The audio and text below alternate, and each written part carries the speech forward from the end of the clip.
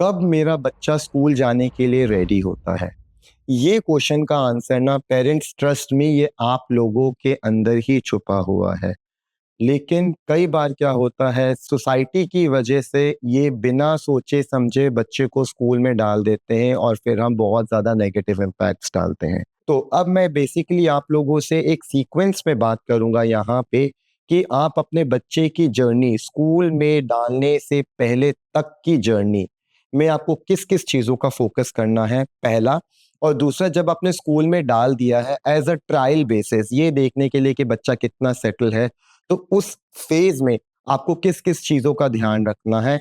And third, जब आपका बच्चा स्कूल में जा रहा है और वो कोप अप नहीं कर पा रहा है, तो एक्चुअली उसको स्कूल में रखना चाहिए या नहीं रखना चाहिए, और अगर रखना चाहिए तो उस टाइम पे आप अपने बच्चे को कैसे सपोर्ट कर सकते हैं।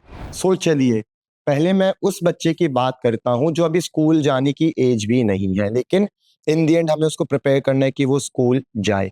अब उस केस में मैं सबसे पहले ये बोलूंगा कि आपका बच्चा नया नया डायग्नोस हुआ है ऑटिज्म या भी किसी भी डेवलपमेंटल डिसऑर्डर से, तो ऑब्वियसली आजकल आप सबसे पहले थेरेपीज में लेकर जाएंगे उसको। अब कई बार क्या होता है कि कई बच्चे हैं जो थेरेपीज में बहुत जल्दी सेटल हो जाते हैं, और कई बार क्या होता है कि बच्चों को बहुत ज़्यादा टाइम लगता है सेटल होने में। अब जिन बच्चों को बहुत ज़्यादा टाइम लगता है सेटल होने में, वहाँ पे दो चीज़ों का ध्यान थेरेपिस्ट को एज वेल एज पेरेंट्स को रखना है। पहला, क्या आपका बच्चा एंजाइटी का शिकार तो नहीं है? पेरेंट्स, मेरे ना कई वीडियोस में मैंने बोला हुआ है, एंजाइटी को मजाक नहीं लेना। Anxiety is one of the majorest problem जो कि थेरेपिस्ट या एज अ पेरेंट आप लोग डील नहीं करते। तो अगर आपको लगता है कि आपके बच्चे में एंजाइटी है जिसकी वजह से वो थेरेपी में सेटल नहीं हो रहा है, या फिर उसका सेंसरी सिस्टम उसको अलाउ ही नहीं कर पा रहा कि वो सेटल हो जाए, जिसकी वजह से वो थेरेपी में थोड़ा सा सेटल होने में टाइम ले रहा है। अब ग्रेजुअली हमारा मेजर मोटिव तो यही होता है कि पहले वो थेरेपी में सेटल हो। तो जैसे जैसे बच्चा थेरेपी में सेटल होना स्टार्ट करेगा, अब थेरेपी में सेटल होने का मतलब ये है कि वो वन ऑन वन थेरेपी ले रहा है थेरेपिस्ट के साथ। तो अब इसमें क्या होता है कि जब वन ऑन वन थेरेपी लेता है तो कई बार पेरेंट्स बहुत एक्साइटेड होते हैं कि अब वो बैठने लग गया है, उसको स्ट्रेट अवे स्कूल में डाल दो। ऐसा नहीं है, बिकॉज आपको ना अपने थेरेपिस्ट से इस बारे में डिस्कस करना पड़ेगा कि क्या वो स्कूल जाने के लिए रेडी है या नहीं। अब यहाँ पे भी मैं दो सिचुएशंस की बात करूंगा। एक, अगर बच्चा थेरेपिस्ट के साथ बैठना स्टार्ट कर चुका है या थेरेपिस्ट के साथ इनफैक्ट बहुत अच्छा परफॉर्म कर रहा है, यहाँ पे प्राइमरी गोल अब आपका रह जाता है कि वो रेप्लिका घर पे भी होना चाहिए।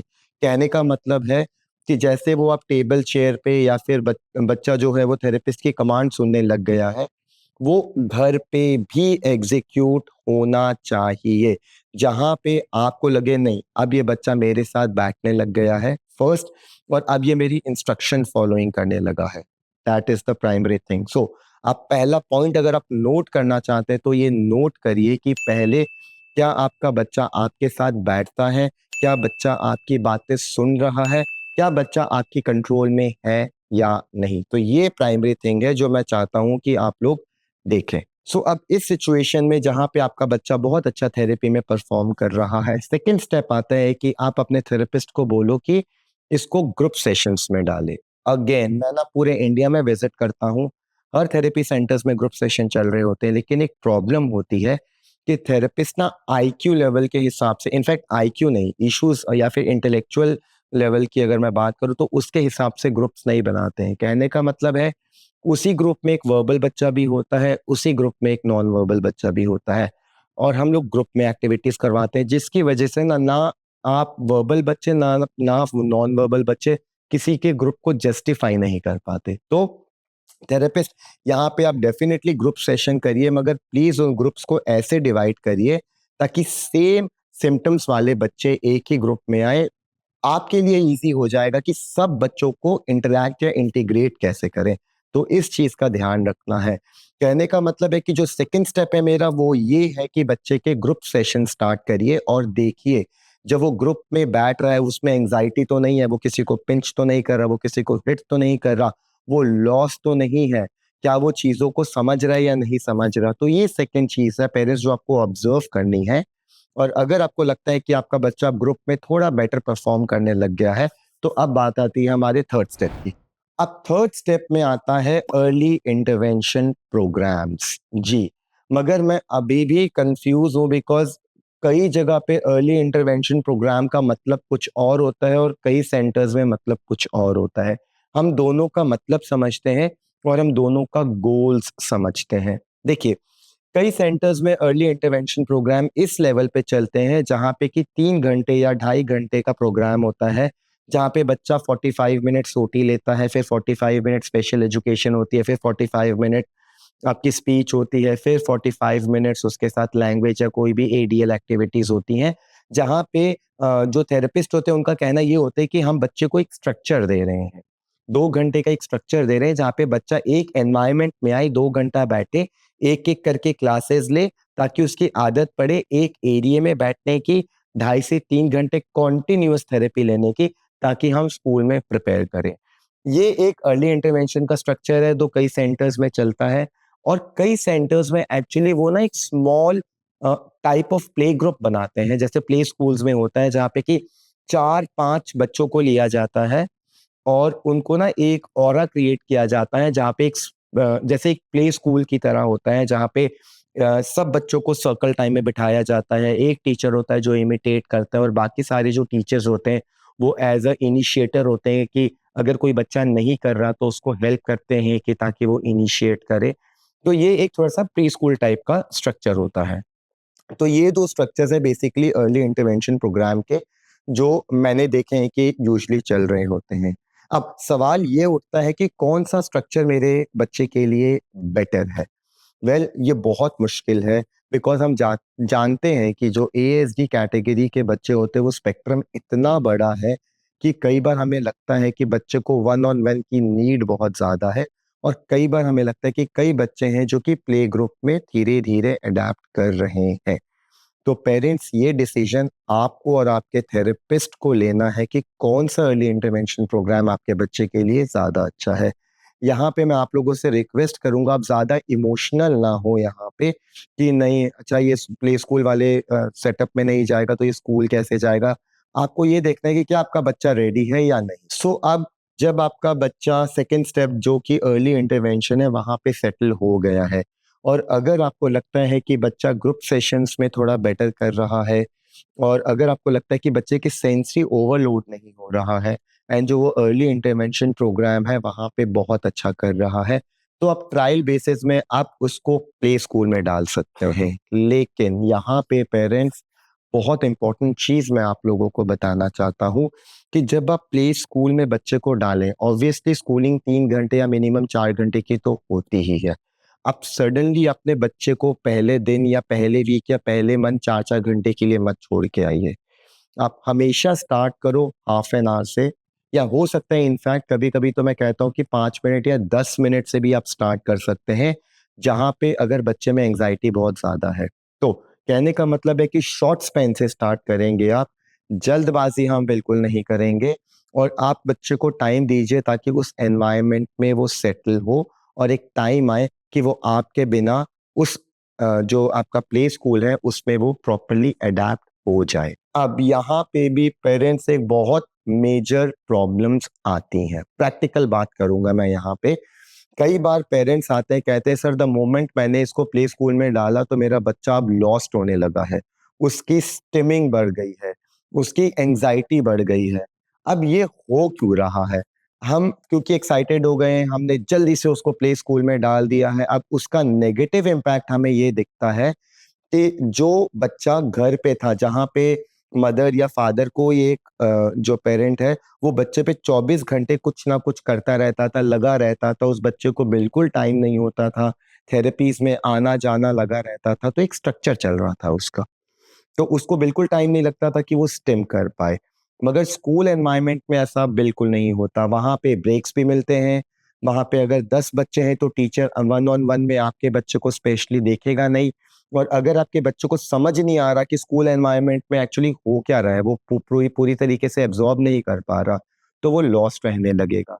पेरेंट्स, यहाँ पे ना मैं आपकी बात बिल्कुल यहाँ पे समझता हूँ कि एक बहुत बड़ा ड्रीम होता है कि हम बच्चों को स्कूल में डालें, मगर अगर ऐसी कोई सिचुएशन आती है कि जहाँ पे आपका बच्चा और लॉस्ट होने लगा है, या फिर इनफैक्ट आपको लगता है कि वो उसकी स्टिमिंग इंक्रीज हो गई है, तो कहीं ना कहीं वन ऑफ द रीजंस ये होता है कि उसका जो टाइम है प्ले स्कूल का, वो वर्थ नहीं निकल रही है, वो फ्री बैठ रहा है, जिसकी वजह से ये वापस प्रॉब्लम आने लग जाती है। तो अब इस सिचुएशन में हमारे पास दो तरीके हैं। एक, या फिर एक शैडो टीचर या स्पेशल एजुकेटर आप स्कूल में रिक्वेस्ट करो और भेज दो, बोलो कि ये थोड़ा सा ट्राई करेगी कि अगर मेरा बच्चा लॉस्ट हो रहा है तो उसको वापस सर्कल टाइम में लेकर आएगी, वापस क्लास के साथ क्लास में लेकर आएगी, ताकि वो इन्वॉल्व कर सके। ये तरीका I am with you, because मुझे लगता है कि उससे हो सकता है। सेकेंडली, अगर आपको लगता है कि 2-3 महीने में एंजाइटी नहीं रिड्यूस हो रही, उसका क्राइंग बिहेवियर चलता ही जा रहा है, और आप बल्कि स्कूल में डालने के बाद आपको एक नेगेटिव फीडबैक मिल रहा है, तो मैं बोलूँगा कि आप स्कूल में अगेन गिव अ हॉल्ट, वापस थेरेपीज में आइए और ज़्यादा बच्चे को प्रिपेयर करिए, ताकि अगर आप 6 मंथ्स के गैप में दोबारा प्ले स्कूल में डालें तो इस बार वो सब इश्यूज नहीं आने चाहिए जो कि आपने पहले फेस किए। तो अब हम बात करेंगे अपने फोर्थ फेज की, जहाँ पे आपका बच्चा फॉर्मल स्कूल के लिए रेडी है या नहीं है। अब अगेन यहाँ पे दो चीजें बहुत ज्यादा इम्पोर्टेंट है। वो ये है कि क्या आप अपने बच्चे के लिए नॉर्मल स्कूल देख रहे हैं या इंक्लूसिव स्कूल देख रहे हैं। मेरा यहाँ पे कहना है, आप प्लीज इंक्लूसिव स्कूल देखिए। इंक्लूसिव स्कूल का मतलब है दो तरीके के, अगेन मैं सेटअप की बात करूंगा। एक एक क्लास है सपोजिटली जहाँ पे 30 बच्चे रह सकते हैं, जिसमें से 27 किड्स ऐसे हैं जो कि न्यूरोटिपिकल नॉर्मल हैं, और 3 बच्चे ऐसे हैं जो स्पेशल नीड्स के हैं। तो ये सेटअप ऐसा होता है जैसे कि 30 बच्चों में जैसे 3 स्पेशल नीड्स बच्चे हैं, उन 3 बच्चों के साथ एक स्पेशल एजुकेटर रहती है, और कई बार स्कूल उनको एक मेड भी प्रोवाइड कर देता है अगर बहुत ज्यादा छोटे बच्चे जो टॉयलेट ट्रेन नहीं है। तो अब इस केस में क्या होता है कि जब 3 बच्चे क्लास में रहते हैं और सपोजेटली कि वो लॉस्ट हो रहे हैं, या फिर उनका आईक्यू उस लेवल पे नहीं है कि जो टीचर इतनी दूर से कुछ बोल रही है वो उस चीज को एब्जॉर्ब करके उनको समझे, तो जो शैडो टीचर या जो स्पेशल एजुकेटर उनके साथ बैठी है, वो फिर उनको हेल्प करती है, उस चीज को सपोर्ट देती है कि उस चीज को वो वन ऑन वन में समझाए क्लास के अंदर ही, ताकि बच्चा उस चीज से कोप अप कर पाए। दो चीजें और, यहाँ पे हम स्पेशल एजुकेटर्स को ट्रेंड करते हैं कि अगर आपके बच्चे में कोई सेंसी स्टिमिंग है, तो उसको क्लास में रखते हुए उस स्टिमिंग के साथ कैसे हम इन्वॉल्व करें ताकि बच्चे की नीड भी सेटिस्फाई हो जाए, एंड सेकेंडली वो क्लास में सोशली एक्सेप्टेड भी हो जाए। तो यहाँ पे स्पेशल एजुकेटर की ट्रेनिंग बहुत ज़्यादा इंपॉर्टेंट होती है। थर्ड जो चीज़ मैं यहाँ पे बोलूँगा कि हमारा मेन गोल जब हम स्कूल में डालते हैं, वो भले ही फॉर्मल स्कूल हो, एकेडमिक्स नहीं होना चाहिए। आप एकेडमिकल प्रेशर बच्चे में प्लीज मत डालिए। प्राइमरी गोल होना चाहिए कि वो उन बच्चों के साथ खेले। जब वो पीई फील्ड में जा रहा है और वो छोटे बच्चों की गेम है जैसे कि रिंगा रिंगा रोजेस या कोई भी, तो एटलीस्ट वो उसमें पार्टिसिपेट करे।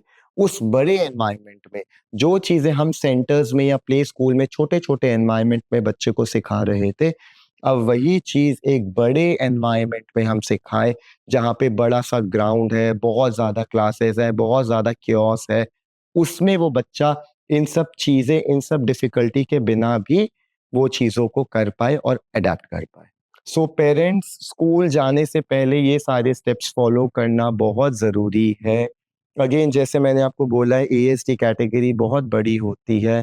कई बार हमें ऐसा लगता है कि बच्चा स्कूल के लिए रेडी नहीं है। अगर नहीं है तो आई नो मुझे नहीं बोलना चाहिए, बट जो रियलिटी हमें उसे फेस करना पड़ेगा। तो अगर वो स्कूल के लिए रेडी नहीं है तो प्लीज उसको फोर्सेबली स्कूल मत डालिए। आप अपना ड्रीम फुलफिल करने के लिए स्कूल में मत डालिए। उस बच्चे को रेडी करिए ताकि वो स्कूल के लायक हो। और सपोजेटली अगर सिवियरिटी हमें उस लेवल पे लगती है कि वो स्कूल में भी उसका सोशलाइजेशन उस लेवल पे हम लोग अचीव इस टाइम नहीं कर सकते, तो आप अर्ली इंटरवेंशन प्रोग्राम में स्टिक रहिए, थेरेपीज में स्टिक रहिए, 2-3 साल वेट करिए, जहाँ पे हो सकता है कि आपकी एज बच्चे की थोड़ी सी आगे निकल जाए, बट हार्डली मैटर्स। आप ट्राई करिए कि उसको प्रिपेयर करके फिर उसको स्कूल में डालिए। सो आई होप ये वीडियो आपको पसंद आई होगी। कहीं पे कई पेरेंट्स हो सकता है कि सोच रहे हो कि मेरा बच्चा रेडी है स्कूल के लिए या नहीं है, तो प्लीज़ अपने थेरेपिस्ट एंड प्रोफेशनल से बात करिए और उसी टाइम ही आप ये डिसीजन लीजिए। ज़्यादा इमोशनल होके या जल्दबाजी में प्लीज़ डिसीजंस मत लीजिएगा। Thank you.